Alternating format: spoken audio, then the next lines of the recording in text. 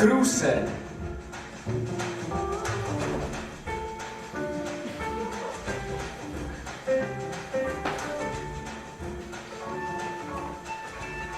Všichni se radují, když je v týmu typ člověka, jako je Kruse. Protože je úplně jedno, jak poníženě se člověk cítí, protože on na to bude vždy o něco hůř. Urážky bere jako nevinné vtipy svých kolegů, návaly zlosti a paniky si nenechává na doma. Oblíbená bojová technika – mimikry.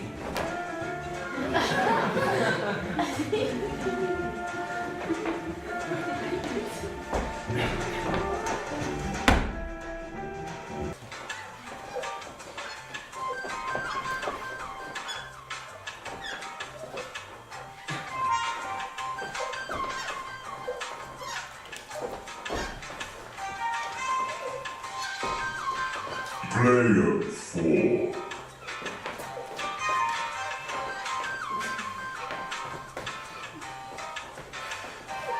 Dobré ráno.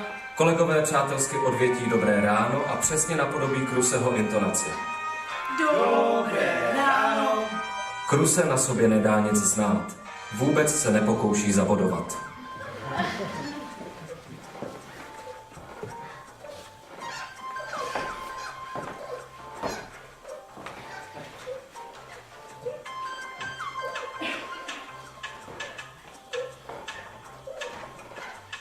Vůbec se nepokouší zabodovat.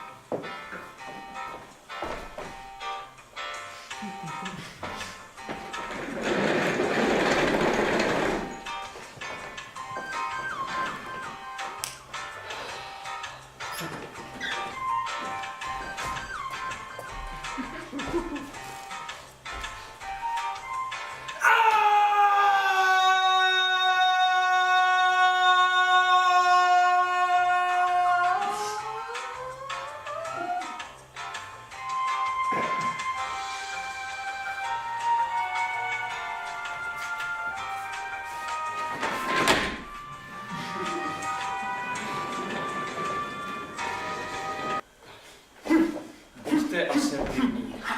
Všechno není jen vaše vina. I ne správná odpověď.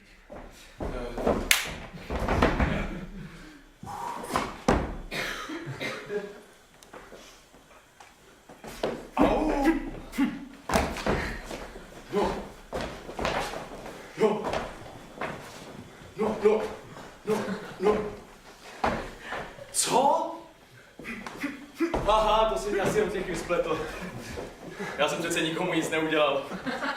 Určitě si mě s někým spletl.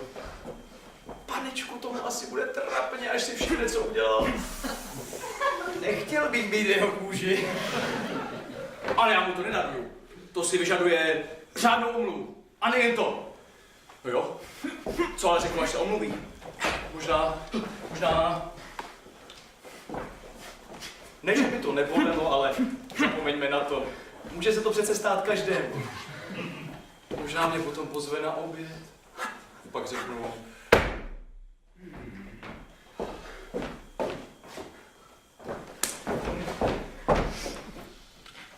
No, tak se člověk může taky omluvit. No, na to se nedá nic říct. To tedy ne. To tedy úplně vidím, jak se to v něm mele. No chci říct, že to není jen tak. Prostě asi se mu něco muselo stát. K tomu už člověk musí mít důvod, aby jen tak vlastně zcela bezdůvodně... Možná, že ho dneska ráno opustila žena. Po 18 letech. A nebo přišel domů a někdo cizí se procházel v jeho županu. Nix. A přijde do koupelny a teď někdo cizí županu uklidně řekne: Dobré ráno. A potom přišel do kanclu, uviděl mě a já mu taky řeknu dobré ráno. A možná, že stejně jako ten v tom županu. A zkrat, jasně. A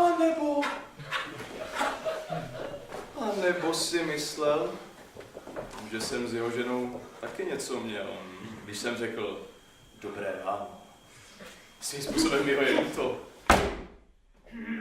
Chtěl jsem vám říct jenom 2 věci. Za prvé, nikdy jsem s vaší ženou nic neměl. A za druhé, že vám docela rozumím, taky mě jedna.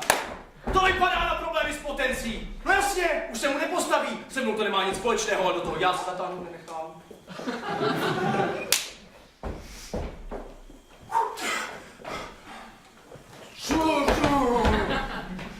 Ne, to neudělám. Ruce do kapes, to by byla chyba. To by byla chyba. Ačko na sobě právě pozoruji, že ve hře začínají být i emoce. Moment, já jsem tady. Promiň, to se neděje. Tak, to bylo ode mě dost pitomé. Poslední tu nemůžu počítat, ta padá na moji hlavu. Ty předchozí to ale neomlouvá. No dobře, stalo se, příště si budu jednoduše dávat lepší pozor.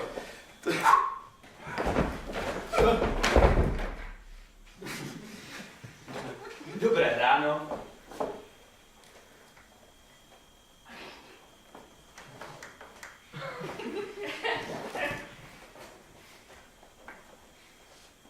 Co?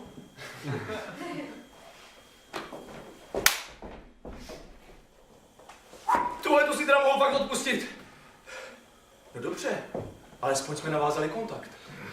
Taky začátek.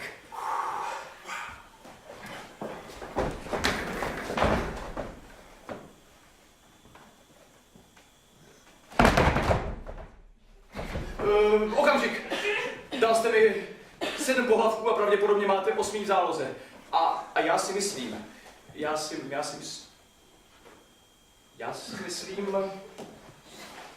domnívám, já si myslím. A já si myslím. Co si myslím? Okamžik. A tady. Já si myslím, že bychom si o tom spolu měli promluvit. Aha. Strana 39. Ovšem, že? Prosím. No, pak tedy se mi to ale vůbec nehodí, že máme velmi důležitou zkusku. Šlo by to, řekněme, tak za půl hodiny? Jistě, půl hodiny, to je ideální čas. Co je s nimi? No, já nemyslím si, že to je správné, tedy domnívám se, že vaší situaci rozumím, ale přesto se mi to nelíbí. Aha.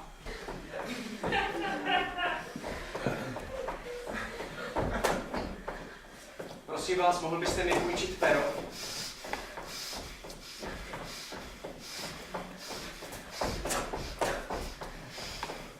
Prosím vás, mohl byste mi půjčit pero? Ne, kancelář je zavřená!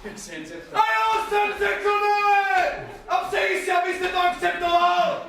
Na to mám právo! Kvůli tomu se přece nemusím omlouvat! A taky to neudělám! Klidně si můžete zkusit zbudit na ně pocit špatného svědomí! Přesto vám své pero nedám a špatné svědomí kvůli tomu mít nebudu! Ale zprostej, že samozřejmě špatné svědomí mám! Můj bože!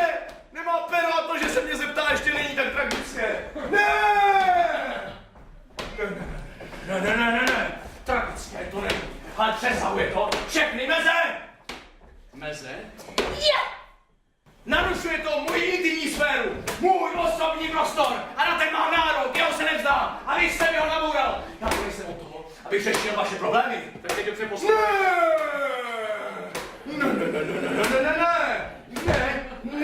Ne, já už nebudu poslouchat, protože teď mluvím já. Už se nenechám dál přerušovat, už jste zase drzí, všichni jsou neustále drzí a s tím je konec, aby všichni narušovali moje hranice. Moje city jsou taky důležité, moje city patří ke mně. A právě jsem se na vás. Já rozzuřil. Ano, rozzuřil. Ale jsem rozzuřenej. Jste hajzl. Právě jsem to vyslovil. A když už to bylo řečeno, tak je tu místo i pro jiné city. Jako třeba, že jste vy sympatický a že si dokážu představit, že by mezi námi mohlo něco být. Teď za předpokládám, že znamená, že když já něco řeknu, tak vy nejdřív poslouchejte, místo abyste vůbec něco říkal. To prostě zraňuje moje city. Moje city patří ke mně. Nechcete se mnou vyspat?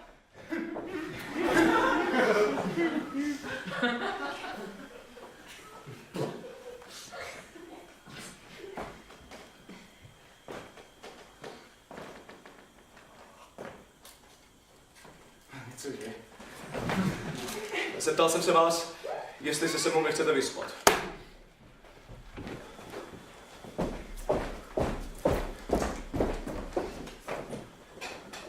To je sexuální přání. Můžeme je formulovat a není to trapné. Říkáte to tak, jak kdyby to bylo Bůh ví jak trapné, a pak je to příšerně trapné i mě. A jak? Nejradši bych se propadl do země. Hodně hluboko. To je věcný návrh, o kterém se dá mluvit. V zásadě dobrý. Jenomže ne v tento okamžik. Jenomže kdy? A za jakých okolností by byl smysluplný? Jak jej realizovat? Je to nápad, ke kterému se hlásím. Bod pro Kruseho.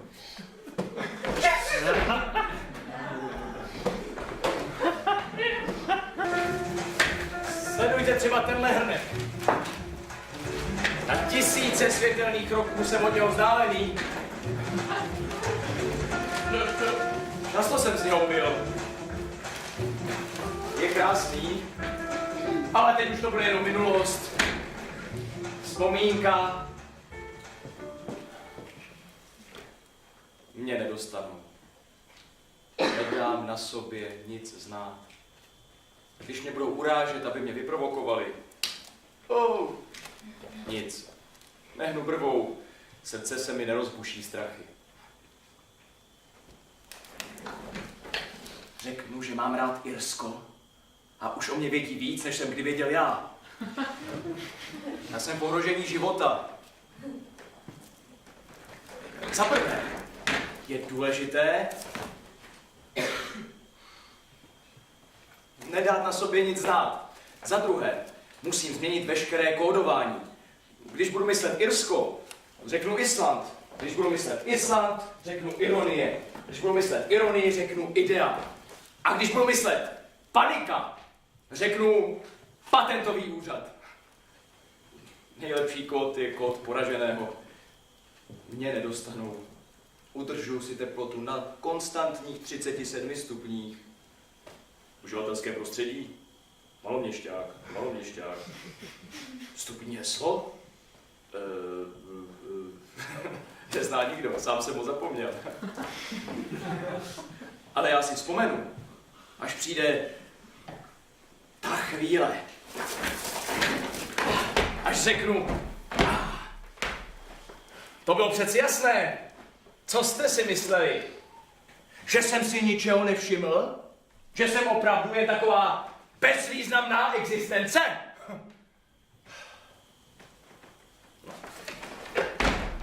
Tak daleko to ještě není.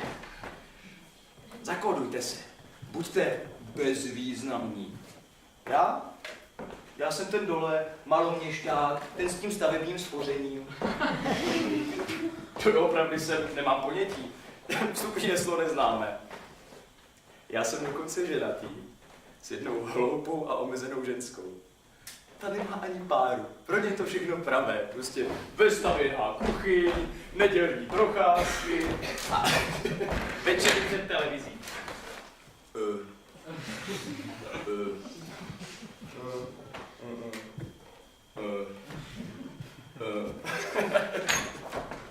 Nemá ani páru.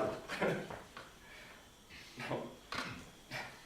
Blbý by bylo, kdybych se teď svalil mrtvej k zemi. Pak by to totiž vypadalo, jako bych byl skutečně jen bezvýznamná existence.